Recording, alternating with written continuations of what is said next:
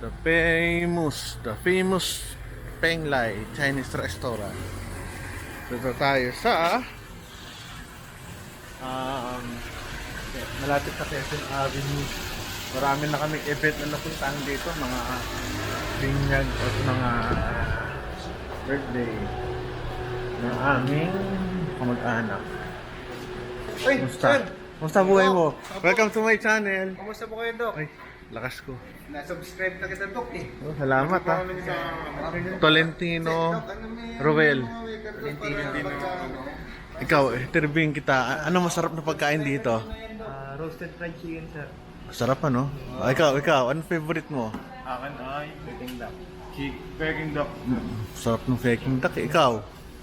Sour and sweet and At, sour. sweet and sour. Lahat naman dito masarap. Ito yung pinaka-pogi. Oo nga. Salamat, sir. Salamat. Ang akin naman, sir, sweldo. O yun ang pinaka-masarap. Okay yun. Tama naman tayo dun. Sige thank you dito tayo sa loob. Sa loob. Welcome to my channel. Wala lang. Yan ang mga tao. Okay, let's see. Peng Lai. Sarap dito. Chinese food talaga rito. Ibang klase. Yan ang mga prices. Pisado. 90. 1,180.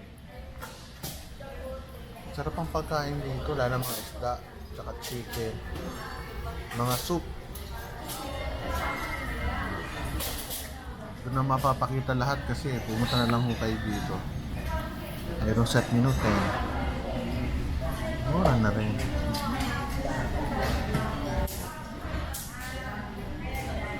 Set menu 8.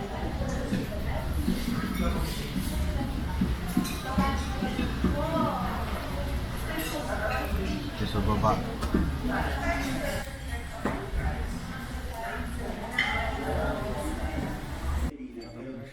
Like you're like 18. Siomai. 61 years old. Ito yung lugar namin. And then Dr. Record. The senior sa atin is gonna go back. Yung siopaw, kainin natin. May papel sa Organization na ilalim. to Tinanggal is ko. something that I love because I love because it's multidisciplinary. Yung dito lahat ng mga magtutulong-tulong tayo sa care to patient. And then, pansinin niyo sa loob, di ba Dr. Tango? Talagang Ito ang aming kanin. Pansit. Barbecue. Mixed vegetables. Barbecue chicken siguro. And my favorite. Favorite ko yan. Tamis. Ito. Ito yung ating chicken. Chicken din yata to. Karne beef. Konting kanin. Mixed vegetable.